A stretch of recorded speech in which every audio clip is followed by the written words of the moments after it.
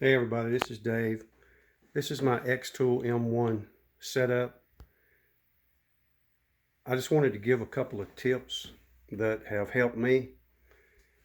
When I added the riser base, I had smoke escaping from the top of the glass. So on the front and the back, I just added a window seal to keep the smoke in there so it could go out of my vent. And I have a AQI monitor that'll test to see, how bad the air is. The other thing is the air assist hose often comes loose during your engraving. It'll touch the wood, move it around, and make a mess out of it. So I made a small wedge.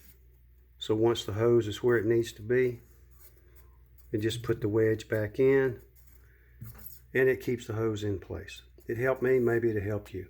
Thanks.